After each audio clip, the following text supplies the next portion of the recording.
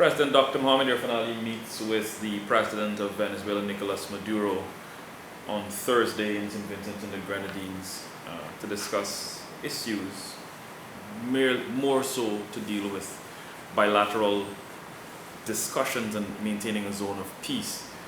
We decided to drop in to ask Vice President Dr. Bharrat Jagdeo to give his take on the entire situation, but let's do a little bit of history first before we get to the meeting. Vice President, thank you very much for joining me.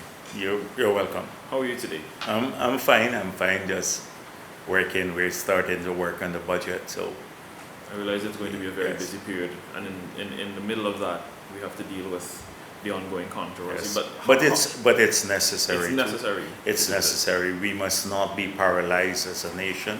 This is a major challenge on our border. We've been there before.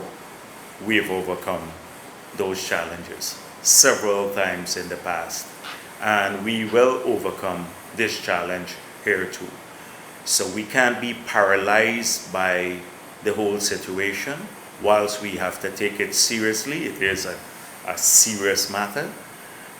We have to ensure that there is an air of normalcy in the country, that we continue doing the things that matter to our people, improving the quality of their life, finding jobs for our young people, getting more of them educated, keeping our country safe.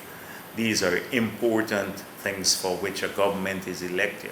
And we are not going to keep all of our attention, as important as that matter is, on just a single issue. We've dedicated a significant effort to it. I've pointed out already that we're in an enhanced operational mode to address this issue, but the work of the country goes on. Vice President, it's been a long-running issue, and then of course recent tensions and aggression by Venezuela that our CARICOM, rather than CELAC, have asked for a meeting to ensure that, as the President says and as government says, we maintain a zone of peace. We're getting to this meeting on Thursday, but before, how about you take us through the steps? Why did we get to this stage at this point? Well, we got to this stage largely because of the escalatory tactics of Venezuela. First of all, they went to the ICJ and they tried to get the ICJ not to hear the case, which had been referred to them by the UN Secretary General. They failed in that attempt. The ICJ made it clear they had jurisdiction, and it was incumbent now upon Venezuela to present its case to prove their contention that the 1899 award was a nullity. I believe that they know that they have an extremely weak case. They'll be unable to prove it, in spite of the rhetoric that they have been shouting about since the Geneva Agreement. You can't present a case based on rhetoric. It has to be a case based on fact. So that issue and the need to deflect from the internal problems of Venezuela, I believe, forced the Maduro government to conduct this illegal referendum. I'm not going to repeat what the referendum is about, but it caused significant alarm here in Guyana and globally, because one of the questions was the annexation of our country. We managed to get a number of countries to condemn this referendum, and also several international organizations stood on our side. We further went back to the ICJ and sought provisional measures to prevent any annexation of our territory. The ICJ ruled definitively on that matter. They made it clear to Venezuela that nothing must be done on the ground to alter the status quo, particularly as it relates to our border which was determined by the 1899 arbitral award. So Venezuela had the referendum. They claim a victory at the referendum. We know that they had a low turnout. It was disastrous for the Maduro government. And then Maduro said to many of our colleagues in the region that he had no intention to act on the referendum. And they believed him. They assured us that Venezuela will never invade Guyana, will never act on the referendum. Immediately after the referendum was passed, we then saw Maduro issuing some decrees. And so it's annexation by decree, if not physical annexation. He named a town that will become the administrative center for the Guyana Essequibo state that he proclaimed. He appointed a general as the governor. He gave PDVSA, their oil and gas company, the rights to manage oil and gas reserves in the Essequibo region. These are all acts of annexation by decree, if not physical annexation. And so that raised even a greater alarm in the world. And we made it clear we're going to defend our country by whatever means necessary.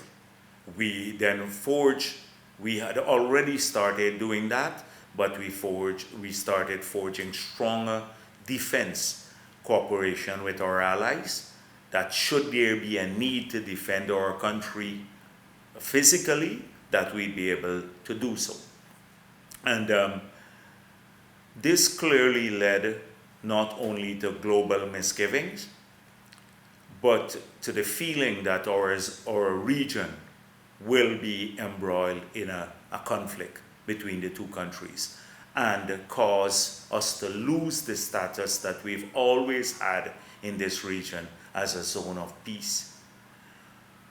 CARICOM was very, very robust in its condemnation of the referendum and the subsequent actions of Maduro. Unanimously, all the countries of CARICOM. Brazil and the others made it clear where they stood on this matter. And so they expressed strong solidarity with Guyana.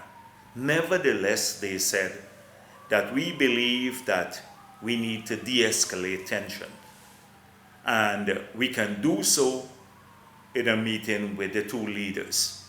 We know what your positions are on both sides, but we believe a face-to-face meeting can serve to de-escalate tension. And this is coming from strong allies of Guyana. We've always maintained, even when I spoke at Essequibo, and subsequently the several other press conferences, the president has himself been very clear on this matter, that we're always open to dialogue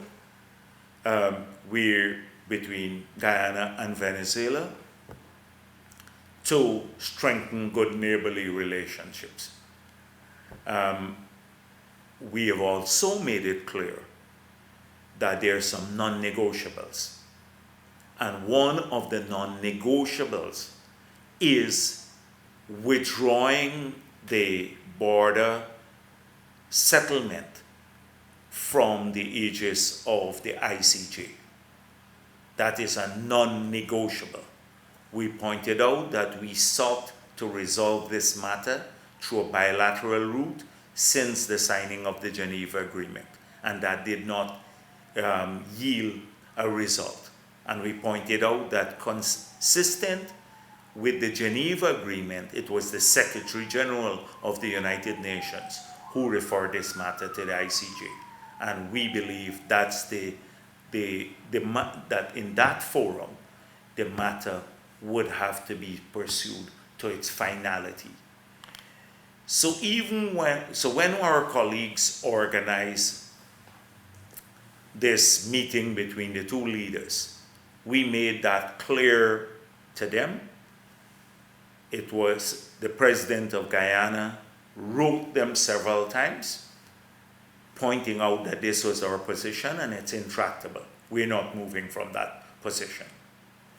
And secondly, that I want to assure people in Guyana that we are keeping all of our allies fully briefed about the meeting, and nothing will be done in St. Vincent and the Grenadines that will compromise our position on the border, on the ICJ process, and on the defense cooperation and the engagements we've had with our international partners.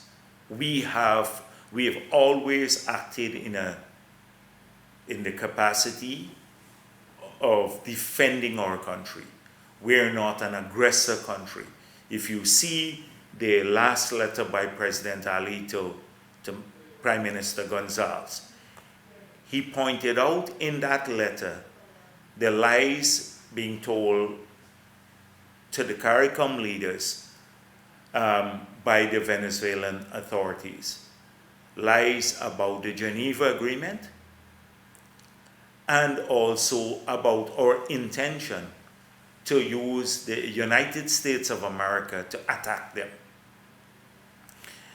That our engagement and defense cooperation with the United States of America, President Ali made that clear, are purely in a defensive capability and a capacity. We've never sought to attack another country, and Venezuela is lying to the CARICOM leaders that we are acting on behalf of the United States and Exxon to attack them. We've debunked that. But we are not going to, because there is concern about it at a meeting, stop our efforts to build a robust defense pact or a defense alliance with some of our partners to ensure that our country remains safe, and that if Maduro acts on the illegal decrees that he has proclaimed, that we have a capability of defending our country. So that is not going to be compromised in St. Vincent and the Grenadines too. I've seen a lot of comments by serious people in Guyana expressing concerns about these meetings, and that is why I welcome this, although informal, impromptu opportunity to address some of their fears about us being sucked into an environment where unwittingly we'll make compromises on some core issues. That shall not happen. President Ali is going there with the full support of his government and with a clear picture of what our national position will be. And he is not being shy about speaking about these beforehand or documenting them. So that fear is misplaced. Nothing of that sort will happen. And then there are some very extreme people too, who've been raising some far-fetched ideas about what will happen at the talks. I think more to excite fear. You can't do anything about those people because they do it for a political purpose. And they will, and this is a free country. But I want to ensure that everyone who's looking at this matter or paying attention to it and has some worry about what will happen in St. Vincent and the Grenadines, whether